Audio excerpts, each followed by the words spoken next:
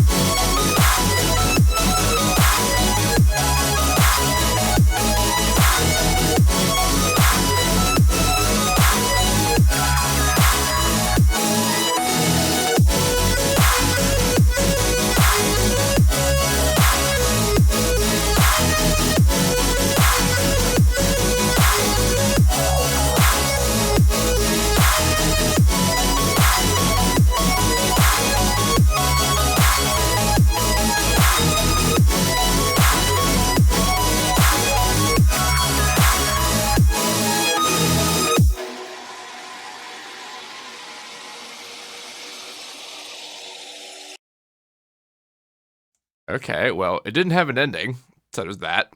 I don't really think. I don't really care about my own endings, so neat. I do tend to say that you could do whatever you want in the outros, and if what you want to do is not have one, that's fair. So what it does is loud and good and mixed. Okay, I say okay because the kick and the bass are pretty much perfect. They're on point. They're loud. They're separate. They're not going anywhere. They're not being interfered with. It's all that's all just excellent. The snare, I don't know if you wanted it to be that light, but it feels really light, and I feel like it needs to be not light. So I would try it for something a little snappier. Like, it doesn't totally sound like you're playing the kick on the snare. I see the issue there. It's weird that I didn't detect that. Like, the fact that the snare was hitting. I was just really focusing on the mids there, and I just kind of like, there's no mid punch. Because that's the kind of, another issue is that in the intro, and in this later bit, you have mid presence, and it's those chords, right? Like, they're there, they're happening, and like, it's making it work. But then during the rest of the song, there's a big hole down there, and it's not being filled with anything, and not even a snare, which is normally what that's for. Like, that big hole, much like the big hole in like a guitar for a Metallica track, is there so that the snare can be loud. But I mean, sidechaining or whatever, you can make whatever you want loud. Speaking of loud, good job making us loud. This is really loud. Did you see that? Oh my god. I will say it's a bit fatiguing on the high end. Like, this area over here is about as loud in your mix as it is out there, which is a lot. And I turned down my monitors to listen to this, and I can still feel my ears burning a little bit. So that's a bit a lot. I'll say what though, having been to shows that play this stuff, this probably would have gone down great. Main bits of the important parts of it are good. So if you beyond that, like if you think that it sounds good, you've done a good job. Moving on to, let's see. This person's name was THP, and this is a track called Disorder. I know that much, and here it goes. Significantly more dynamic range right off the bat. Let's see what this is like.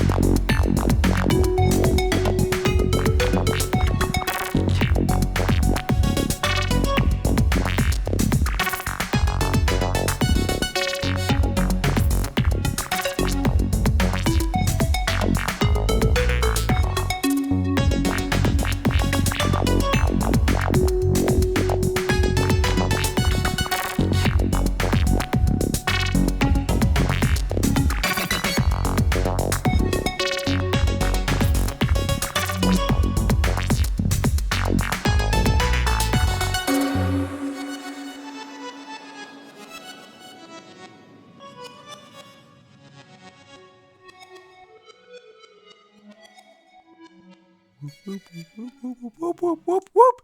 Pretty good. This actually reminded me a lot about of stuff I used to do, and a lot of the arrangement methodology, like the way that the bass kind of went nuts out here. I liked this phrase a lot. I got a really very direct kind of video game menu vibe from this. Only it did feel serviceable too. Like this was a really good standalone experience. It's interesting how just about everything hit the same amount. Like the way how choppy everything was sort of gave everything an equal kind of percussive presence, which made the snare not really stand out a lot. But I wouldn't really want the snare to hit through harder than it does. Like I kind of like that soft approach to it, but I do think it should use more presence. And my recommendation is that I would kind of bump up up here, 5K, 10K. Kind of in the snare, because maybe even a little bit in the kick. It almost feels like you have the same notch on both of them, and that is causing a bit of a hole up there, because there's a lot of nice spread dynamic motion out here, and there is also lots of nice spread dynamic motion up here too. The synths and things and snaps and swoops come in and sweep in nicely. So this is a very nicely arranged, and I appreciate your master job there. That was pretty well balanced. So. Good job, the Hermit Pixel, which is the name of the artist that made that track. Okay, who else we got? We have December by Starlike. Again, I assume it's December, and not the artist name is not December.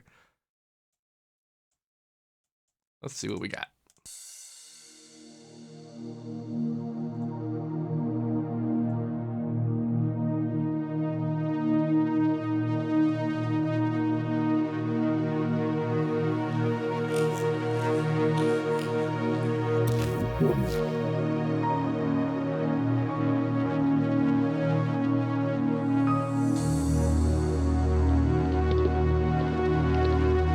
Already able to do it.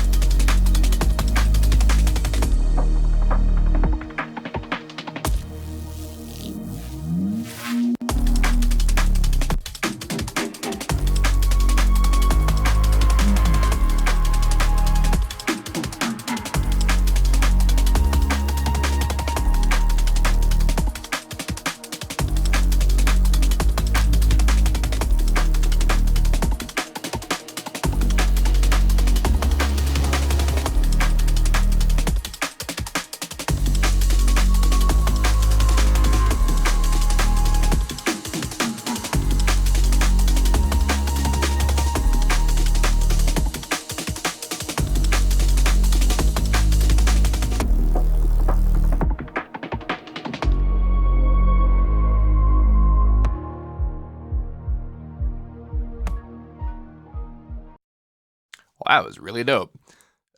Just about every part of this was awesome. There was the only bit I get is that it appears as though you mixed everything about what you're doing around this section right here, just because of that extra loop that came in. Because all up until that point, the thing I was going to say, because up until here, like this bit, this is like perfect. This is the best this kind of mix I've seen. And like I was looking at this. And like I saw that little papery kind of snare taps come in there, and it was just like the right level. Like everything about that was great. And so, though, it did give me like a kind of focus at that range. That is it's not so much missing from here as it is not relative to the power of the sub. You can kind of see up here. That's a little. Why does this always reset?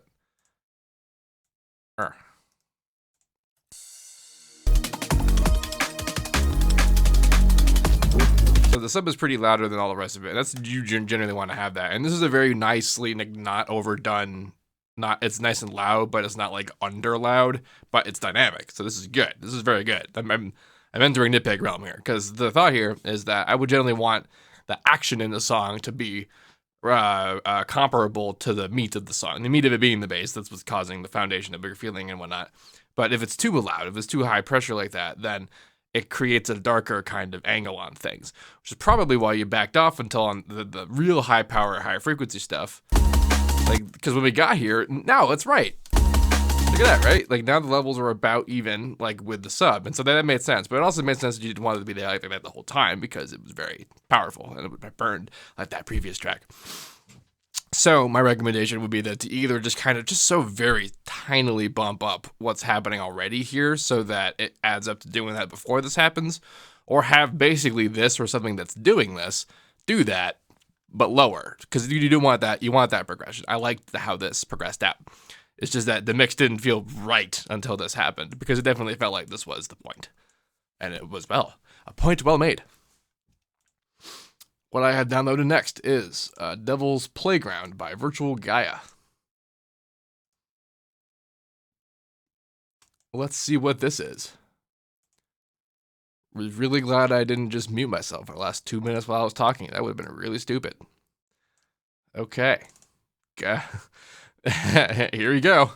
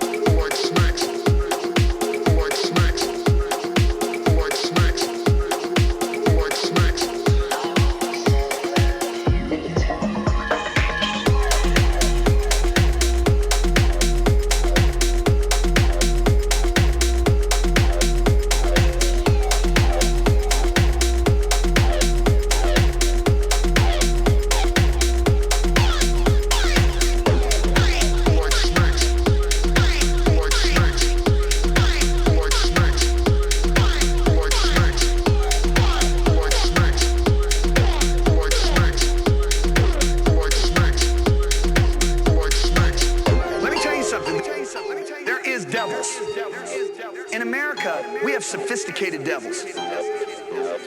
But there are devils. Listen, you don't believe in demons? I remember in Indonesia, we watched a woman's face turn into a skull. I've heard 4 different male voices speak out of women's mouths before. I've watched them crawl on the floor like snakes.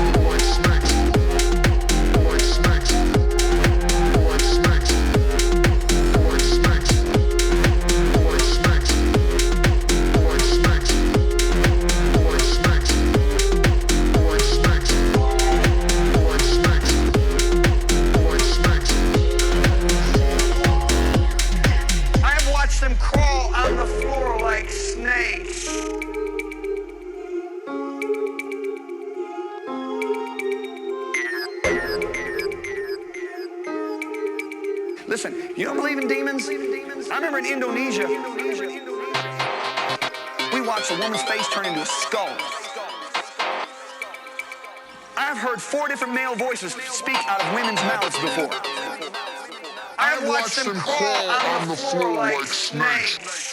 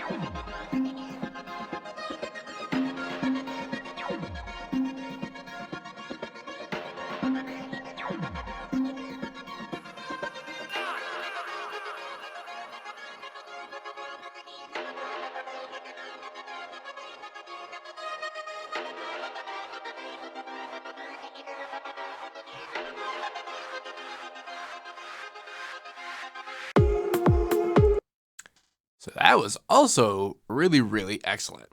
This is a wonderful example of a well-balanced loud mix. The hits were there. You can feel the hits, and you noticed if you looked at the levels up at the levels bit. This kind of like, it's mostly even where the peaks are represented in the spectrum, and then there's a kind of a roll off at the end. There's still a presence though at the 5K, 10K, but then it rolls off, and it doesn't kind of spend a lot of time burning up there. You would think, I almost would think at the beginning that I was going to have the opposite problem, that this was going to be too dark. But by the time you get to the end of this, you notice that you're not really fatigued of it.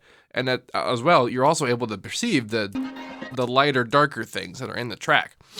And to have pulled that off, to make this loud and not a distorted destruction, is very impressive.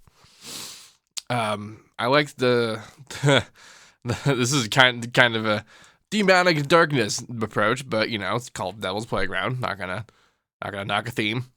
So, and I was also like this all. I remember in Indonesia. That's very loud, like really poignantly loud. And normally this is the kind of thing that would be a problem for something. But this is how you know someone has their compression game on point, along with all of that stuff I said about the speeds, attacks, and release times and whatnot. Part of the reason why the snares hit the snare and the kick hit as hard as they do despite not having the frequencies traditionally associated with the hit is because of a timing on your compression, and it's allowing it to like just do its job. Same thing with plucks and whatnot. Like Watch a woman's face turn into a skull.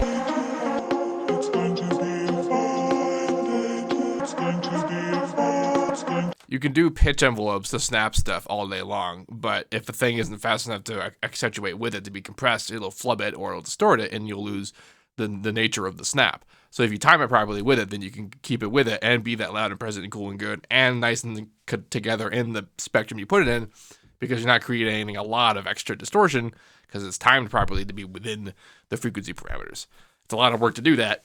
A little bit easier with techno stuff because you know it's all the beats are predictable, and I do it with automation, and automating it with that would be like that.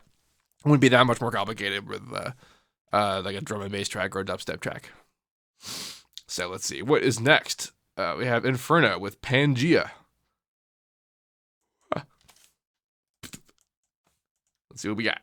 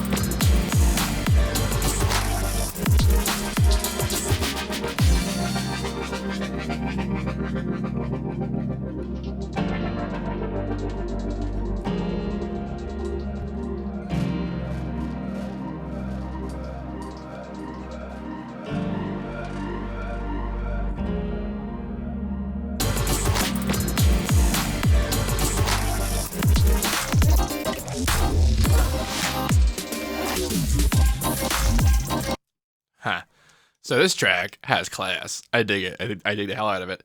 I like the funk. I like the groove. All the music is wonderful. I like the sound design, obviously. Like, adding my own heart here. But what I'm running around looking at here is the quality of sub-presence. And the low end of it is not super cohesive. But I struggle to wonder if it needs to be. Because, like, this is all this sort of piano-based stuff, right? Versus this kind of thing. I was looking over here at these low notes here. These very low frequencies still in there. And like with enough side chaining, obviously you can fix anything. Like, that's fine. It hits fine and it moves good. But I have to wonder how much trouble you had getting it to this point, and I have to wonder how much of that is because of how many low frequencies are involved. It's almost like when the bass, the kick isn't hitting, there's just not a lot of bass there at all. And most of the time, my thought on the matter is that the sub should be around there, like present to it, and along with the top end on the list of stuff that's loud. Like when some sounds committed. Oh man, some of that like time stretching and stuff in there, and like that sounded like what, some resynthesizing, backward timing, whatever. Like that was awesome and also super great in the general and the drop. That's some granulizing. That's definitely the granular. I love it.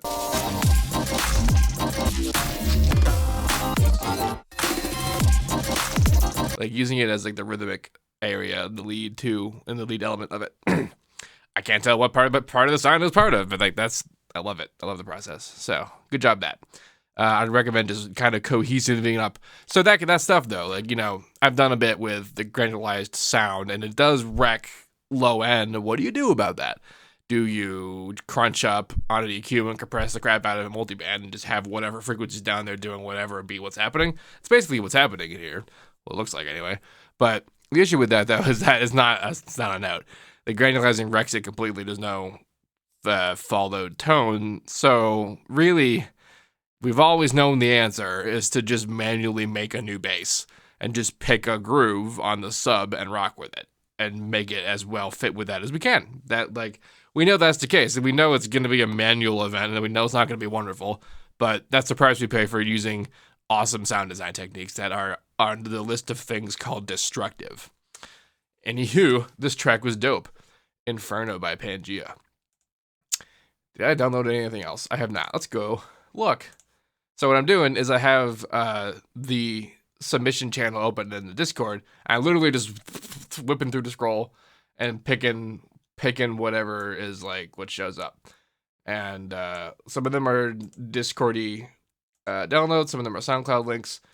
Like, there's a list of rules in there about like how to do it and download it upload rather, in order to get it to work, which is to be accepted as a submission. So, Drum and Bees by Colin Timon.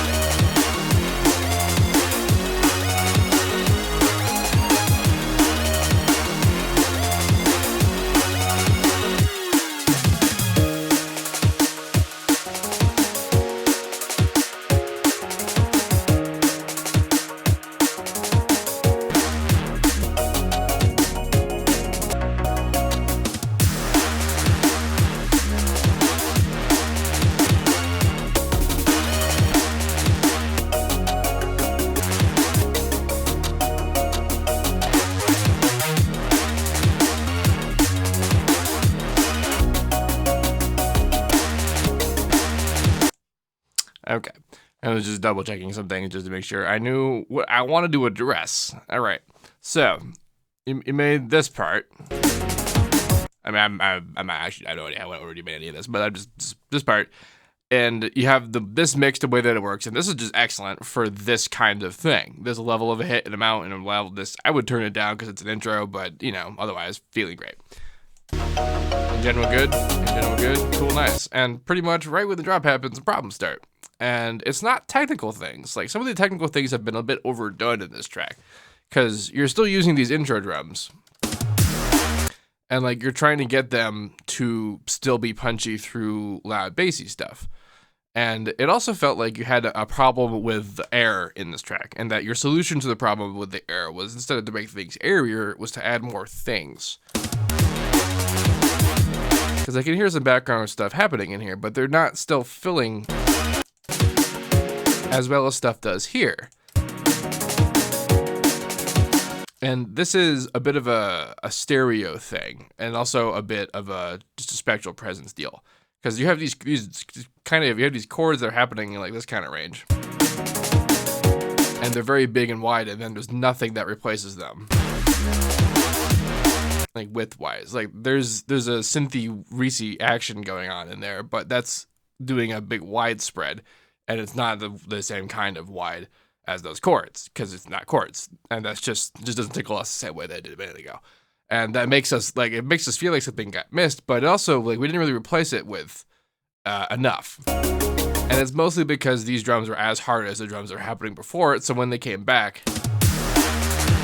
it didn't feel like a big hit. It felt like kind of almost a downgrade. And I think that actually just has to do with sample choices and a bit just angle on texture. So like you have the noise going on in the background, and that's kind of a step forward, but what I would suggest is adding, like, transitioning from this hat-based rhythm to like a crash-based, ride-based rhythm. Like, that's the kind of, like, broke-open kit type, right? Like, you do your techie hat-based stuff, and then you rock out. You do your tom fill, and then... And it's more about that than it is about that... So that you can, like, you fill up that texture from a different source now, because you're just kind of using that to sort of replace what textures were there before the intro. And then the rest of it is about instrument choice, it's just like, you have still the same, like, those, like, bell things happening on there. And I'm sure you noticed that as a problem, too, when they weren't there, is that it felt like it was just, you were prepping yourself for something, but then it wasn't there. And I have to wonder if you made this track chronologically. This is a typical result of one, is that like you got a really nice cool intro that builds up to something that doesn't totally justify it, and the typical I keep saying that word. The response I tend to, I almost say it again. I tend to recommend is that you not write a track chronologically, but begin wherever the point is. The point might be the intro. I'm gonna do that first, but what I mean by that is that like in this bit, I would say the point is actually this part. And I would have, like, written that first and then extrapolated from that and for the rest of this. It's totally possible that you did, and then, like, that lead line that's in here, it was just your idea of the right high-frequency filler to fill this out, and then you extrapolated from that something melodic that you can do for the rest of it. It's just that the attention to it not being related enough is what's causing this sort of just this taste and difference. Because independently, both parts are cool. It's just that together, it causes, it's like having two different conversations, even though it's really the same, like, texture. Plus, you also go to that minor second thing instead of the... Because this is all very happy and cool and whatever, and I get that, like, contrast is neat, but that's a bit much, considering how much also changes between the parts. That's what I got time for today. So, this has been the first viewer track review. Yay! If you want to have your track reviewed, the way you do it, go to the Discord, submit a track, there's rules, read the rules. If you have any questions about this, please let me know. Don't forget to like, comment, subscribe, and all that good stuff. And as usual, have a nice day.